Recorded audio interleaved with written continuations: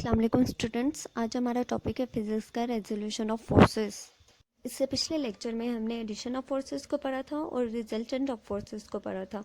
पहले हमने फोर्सेस का ऐड करना सीखा था, फिर उसके बाद उनका रिजल्टेंट फाइंड आउट करना सीखा था। बट अगर हम रिजल्टेंट के थोड़ा डीप में जाएं तो रिजल्टेंट ऑफ फोर्सेस के लिए, फोर्सेस की रिजल्टेंट फाइंड आउट करने के लिए हमारे पास मस्ट होता है कि हम फोर्सेस को पहले रिजॉल्व कर दें उसके कंपोनेंट्स में। ठीक है, विच मीन्स कि आपके पास एक ही बॉडी पे जितनी भी फोर्सेस लग रही हैं उनमें से हर एक फोर्स को पहले आपने उसके कंपोनेंट्स में रिजॉल्व करना है। विच मीन्स कि वो जो फोर्स है वो एक्स कंपोनेंट में कितनी लग रही है और वाई कंपोनेंट में कितनी लग रही है, एक्स डायरेक्शन में कितनी लग रही है और वाई डायरेक्शन में कितनी वो फोर्स लग रही है, उसको फाइंड आउट करके उसको रिजॉल्व करके ही आप उसका रिजल्टेंट फाइंड आउट कर सकते हैं।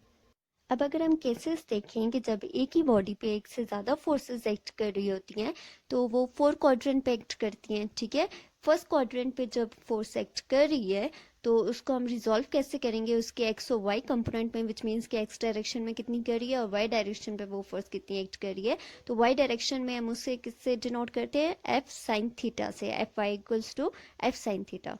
एक्स डायरेक्शन में जब हम उसको रिजॉल्व करेंगे तो आपके पास क्या आएगा, F x equals to F cos theta. ठीक है, सेकंड क्वाड्रेंट पे जब हम देखें तो वहां पे आपके पास वाई डायरेक्शन में एफ साइन थीटा आएगा और एक्स डायरेक्शन में माइनस एफ कॉस थीटा आएगा। माइनस का साइन क्यों आएगा, क्योंकि वो जो फोर्स है वो नेगेटिव डायरेक्शन में एक्ट कर रही है, ऑपोजिट डायरेक्शन में एक्ट कर रही है।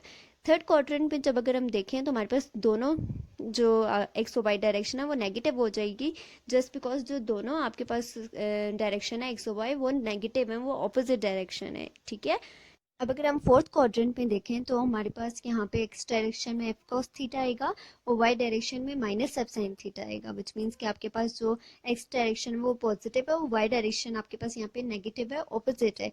ठीक है, सो अगर कोई भी फोर्स फोर्थ क्वाड्रेंट पे एक्ट करती है तो वहाँ पे आपके पास जो एक्स कंपोनेंट आएगा वो एफ कॉस थीटा आएगा और जो उसका वाई कंपोनेंट है वो माइनस एफ साइन थीटा आएगा।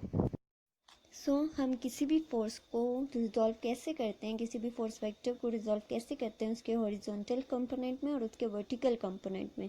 सबसे पहले हम क्या करते हैं, लेट्स सपोज यहाँ पे हमने एक एग्जांपल लिया है जिसमें हम पी वेक्टर को ले लें अगर, तो पी वेक्टर को हम रिजॉल्व कैसे करेंगे उसके हॉरिजॉन्टल और वर्टिकल कंपोनेंट में।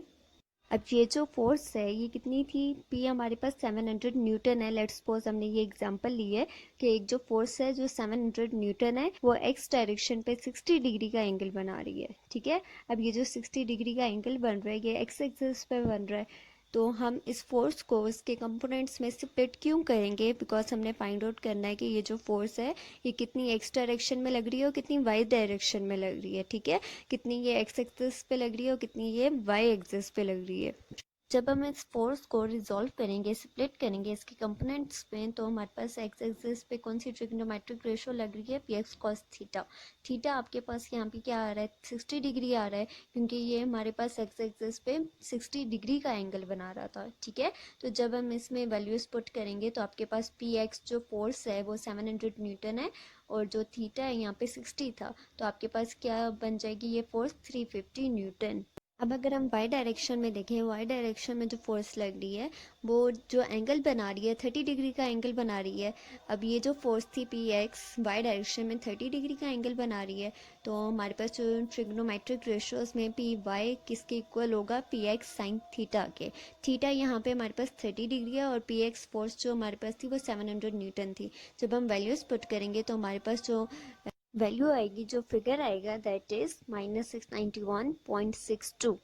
सिमिलरली हम बाकी फोर्सेस को भी ऐसे ही रिजॉल्व करेंगे, ऐसे ही सेपरेट करेंगे जैसे हमने इसके कंपोनेंट्स को किया था। So now we can easily find out the resultant of number of forces acting on a body। एक बॉडी पे जितनी भी फोर्सेस एक्ट कर रही हैं, अब हम उसका रिजल्टेंट कैसे फाइंड आउट करेंगे, sum of F X square plus sum of F Y square. ठीक है, एफ एक्स आपके पास क्या है, आपके पास वो सारे कंपोनेंट्स आ जाते हैं जो एक्स डायरेक्शन में है, एफ वाई में आपके पास जितने उसके कंपोनेंट्स आ जाते हैं वो वाई डायरेक्शन में है। उन सब का रिजल्टेंट आप उनका सम लेके उन सब का रिजल्टेंट फाइंड आउट करेंगे।